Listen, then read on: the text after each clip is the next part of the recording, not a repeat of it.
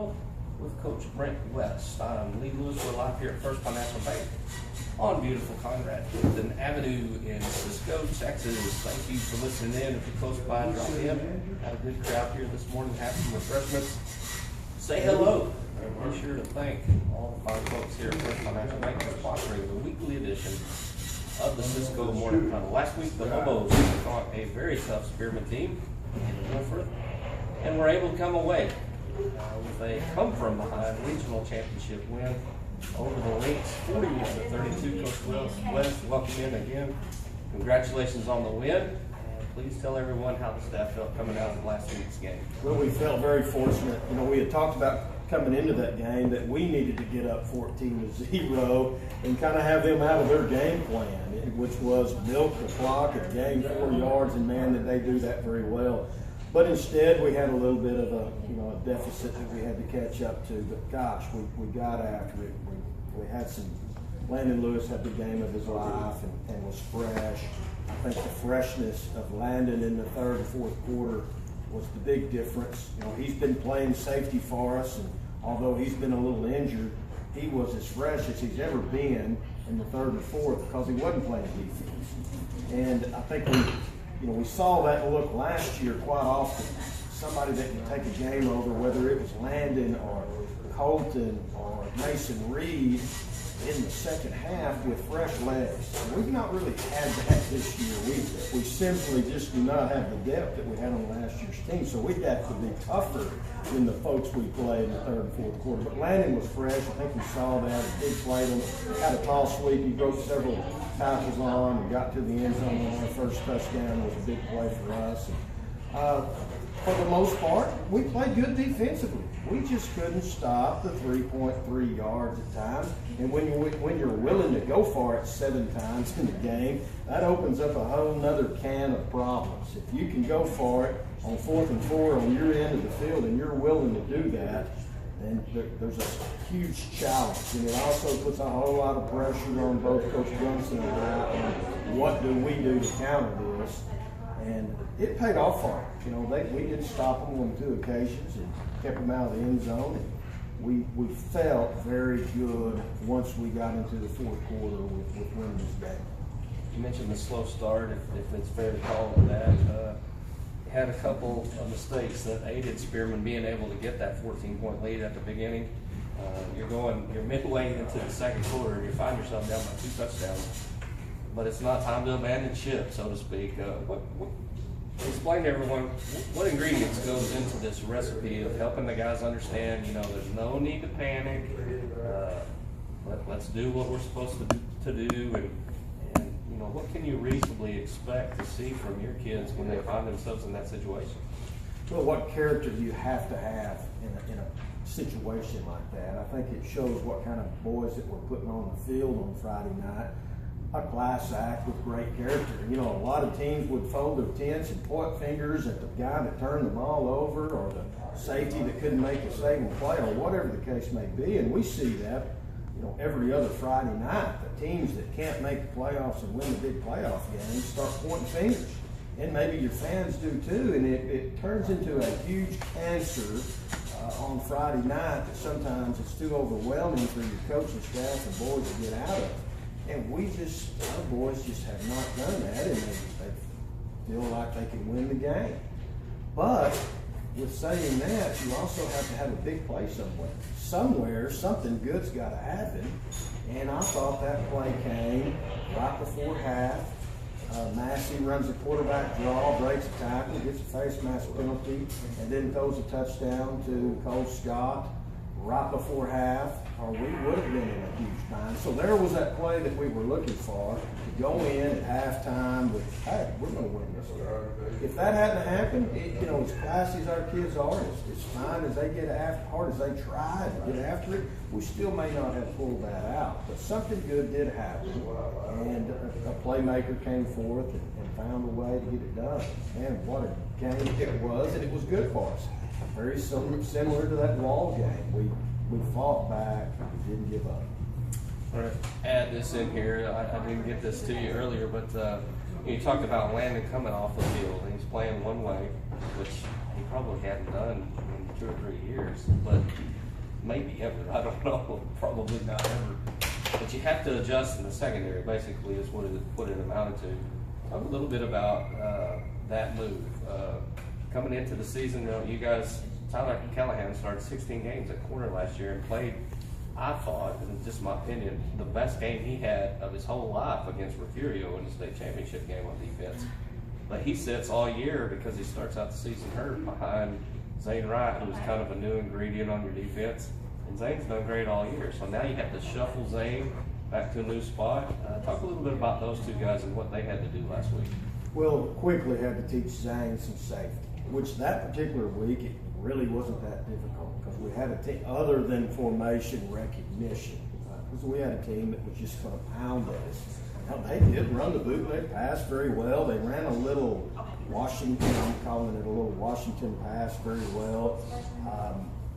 And we were focused on stopping that 4-yard run. But, man, they did a good job overall. I told Zane before the game there's going to be something get loose and you've got to make that saving tackle so we can regroup. And he did that on several occasions. And obviously, Tyler is a good corner. He had that injury in the Albany scrimmage. And I moved him to a wide receiver to keep people off Cody Hoover. And he's done a great job there. And Tyler's just good enough and fast enough to scare people. And it really prevents that double team that we sometimes get with Cody. He has definitely helped us on both sides of the ball, and he did a great job the other night with the corner position. You mentioned health earlier. Obviously, Landon's dealing with some struggles, but man, just a gutsy performance. You want everybody to look at a kid like that and say, man, what hard to come out and play as hard as he did with the injuries. What's it look like this week injury-wise for the Lobos? I think we're pretty darn healthy.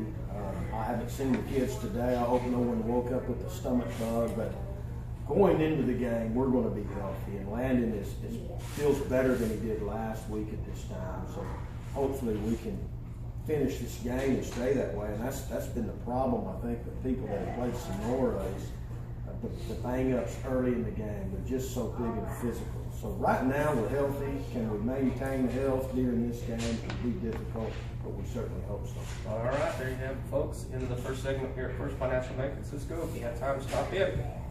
Listening in. Coach West, last week's competition for tonight's game, Sonora was able to get past Eastland. Pretty tight game. Kind of a roller coaster game, up and down both ways. Let's just say first, congratulations to Coach Watkins. They had a wonderful year. A lot of pundits out there not really thinking Eastland was going to have the season they did. Their kids worked hard, had a great year, got a lot of wins and a lot of experience under the belt. You watched that game film between Eastland and Cisco last week. What is it that you saw in that game that you can share with anyone that maybe jumps out at you or you kind of expected? Well, the biggest thing that we saw in talking to Coach Watkins, and he has done a great job of helping me this week, is just the Sonora run defense. It is the best that we have seen all year long. And they run an old school 52, not a 3-4, but an old school 52, and they pretty much put too many people in the box for you to block, especially out of a one-back. Now, Eastland got 7 in the box. We'll get 8 or 9 or 10 or maybe a cheerleader or 2 in the box. We're going to have a lot of folks to have to deal with. So that was a major concern. If Sonora was willing to put 7 in the box against Eastland as well as they throw the football, how many are they going to pile in there tonight against us? They did a great job of moving the football. They had to do it through the air, which makes complete sense when you look at how they lined up to his formations. They gave him some one-on-one opportunities out there with Majors. They did a great job of getting him the ball. But the scheme scares me because I know what Sonora does best is run defense. They control the clock on the other end of the ball, similar to Sonora. I think they're very similar. Spearman. I think they're very similar to Spearman on that end, but they have a much, much better run defense. We will at times have to try to spread that out and just see if somebody will walk out there with us. and not necessarily to throw it. We'll run the ball out the spread, but we will at times. We're smart enough, I hope that we're smart enough to know that we probably will not control the line of scrimmage as well as we did last week against Sonora. So we will have to put the ball in the air at times, and I think we'll be pretty effective at that. But we've got to protect as well, and that's another issue going in is how do you protect your quarterback long enough to get that off when there's that many folks in the box. But we've looked good at that this week. Taylor Massey had a heck of a week. We feel like he's ready for that challenge. All right, headed out to Big Spring tonight. Just curious, have you ever been involved in a game in Big Spring, Texas? And regardless of whether you have or haven't, what can everybody expect when they get to Big Spring tonight in regards to the stadium? Yeah, I know very little about it. They spent $1.4 million on that stadium in 2012. I know they have a great playing surface, and the bleachers are large enough to handle a very large playoff game. I have no idea even where it's at, but we hopefully it'll be a good environment. I'm sure. We wished it wasn't 2.5 hours away, obviously, but actually Sonora's driving further than we are, so it's still a fairly neutral site. We'd love to play that at Chesley Field, but I couldn't get him to go for that. Wouldn't take on that, huh? You personally, kind of shift gears here a little bit. You've been able to manage a record of 156 wins, 31 losses in 14 seasons. Almost half of those losses, 14 to be exact, were in 2 seasons. The only 2 seasons that a team that you coached didn't make the playoffs. Out of those other 17 losses, 10 of those occurred in the playoffs. And that means that the Lobos have only lost 7 games in 12 seasons that your team actually made the playoffs. You're currently on a 29-game winning streak over the past 2 seasons, which by far is the greatest in school's history. Good grief, you guys you're 52-3 in the last 4 years, counting this year. I know you personally well enough to know that you don't put a whole lot of stock in that for yourself. I know your coaching staff really doesn't ride, on the coattails of what you've done in the past as far as wins go. But could you please explain to the people of Cisco how big a deal this is and how special it is for the kids that have come through this program, the ones that are currently in it, and to the ones maybe in the future that are going to get to be a part of it. How special is this in regards to what has been accomplished with the football program? Well, I just think it says a whole lot about this community, and the parents of these boys have done a great job of raising them, and they've put some winners on the field. And I think our coaching staff's really done very little to that, except we've taught them some football. And our boys, every single year, they do what we ask them to do. They're coachable, and they find a way to get after it. And if you've got a football team that will get after it and it's coachable, you can win games. If you've got a football team that'll get after it and it's coachable, and you've got some athletes, you can win playoff games. And we've been very fortunate to have both.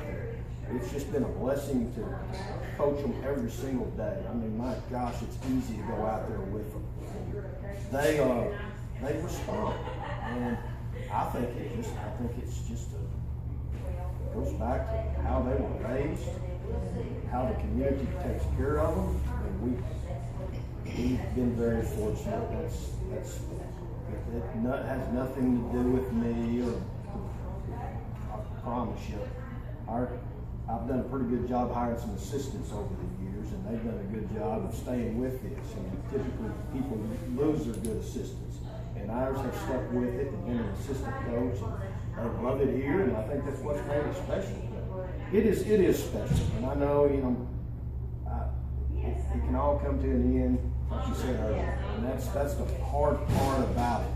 It's the easy part is being at the top, and it's extremely hard to stay there. And I think that's the stressful part on my end is working extra hours to keep it there. It's difficult and to maintain. We don't want that to get old for these kids, right. And it can. I mean, it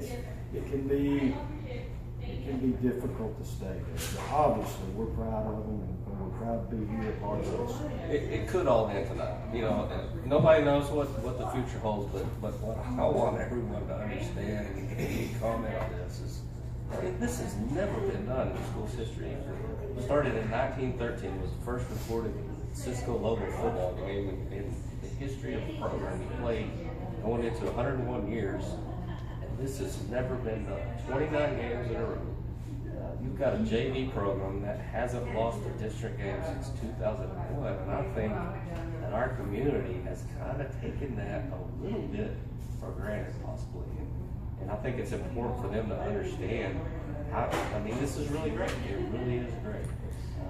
And I think, I appreciate your humility, but I think it goes a little deeper than just what the kids are doing. We appreciate, and I want to say as a community, we appreciate you guys as coaches for what you do, because somebody has to steer the ship, so to speak, and you guys are doing a great job. Well, we certainly appreciate it. Just thankful to be here. All right, it's time for us to take another break. You're listening to First Financial Bank in Cisco. Thanks for tuning in. I want to say thanks again for sponsoring us, so all the folks at First Financial. I want to say that real fast. Helping us out all year long. We appreciate it. Christmas tree's up. It's December football. That's fun. Not everybody gets to be a part of that. And gosh, this is 7 times in 14 seasons, I think, that we've been able to say that. So this is really special. We always enjoy seeing that Christmas tree go up, and we're still playing football. Coach West, you guys are facing a huge challenge. We've been talking about it all week. People have been talking about it. We've talked about it this morning. We're playing another big physical football team. Everybody knows, I'm pretty sure I heard this on the field at least once during the week at practice. All the teams that are still in the tournament are good. There's no bad ones left. And as you look at the tournament bracket, the playoff bracket for 2A, 3A Division II, there's a lot of tradition-rich teams left in the playoffs. So that's not really something the Lobos have necessarily to rely on that feather in their hat, because some of these other guys have been doing it just as well as you guys have, maybe just have been falling a little short deep in the playoffs. What's been the message to the team this week as you guys prepare for Sonora as far as what to expect from them on the field tonight? Probably the biggest problem that we have is just the sheer size difference. They have a 240-pound fullback. That means he's 50 to 60 pounds bigger than all of our linebackers. And just running a base dive, your linebacker's got to make that play. Can they do that for 4 quarters? And that was talking to Coach Watkins at Eastland. Another issue that, and we've seen it on video, everybody they played, they wear on people. And they can tackle that big fullback for the first and second quarter, but the third quarter becomes a little more difficult. And in the fourth quarter, you're wore out and they're slipping off, and the fullback just has these unbelievable runs where he's carrying about 11 defenders with him. And their quarterback is close to the 215, 220 range too. So they have great size, huge offensive line that'll come off the ball, and maintaining proper technique, tackling the numbers for 4 quarters is going to be difficult. I mean, we obviously know it's going to be difficult because our biggest linebacker is 180 pounds. And then you've got Carson Taft right now as our leading tackler in the linebacker crew. I mean, on our defense. And he's had a heck of a year. And Carson weighs 165 pounds, and that's going to be a mismatch. Carson and our Gibson and Jones are going to have to be tough tonight, and there's nothing we can do to prepare them for it. We do not have a 240-pound scout team fullback to give that look in practice, and they are just simply going to have to be tough for 4 quarters, because there's going to be times they have to get him down over and over again by themselves. When it does get loose, we got to have that Zane Wright make that tackle. And they do some good things. They really do. They throw the ball a heck of a lot better than I wanted them. They don't do it very often, but when they do, I mean, it hurts. And defensively, we talked about it earlier, that's the best run defense I've seen since Wall, possibly better than Walls. I just saw this. Too bad you couldn't get Buzz to come in and suit up for some practices during the week. That I don't think Buzz is in enough shape to take 2 reps, Lee. I saw him yesterday. Well, he's got to be close to 240 though, right? He is. Yes, he is. Last week we said this on the air, and it was my mistake. I heard you guys talk about this. know, I was thinking, okay, we got to hold these guys to some 3 and outs. What I should have said is we got to hold these guys for 4 downs every series because they're going to go for it on 4. Critical tonight to get ahead of the game. I mean, what are the things that you feel like are really important for you guys in the early part of the game tonight? No, I don't think it's critical to be ahead. They do a good job milking. I don't know that they milk it better than Spearman.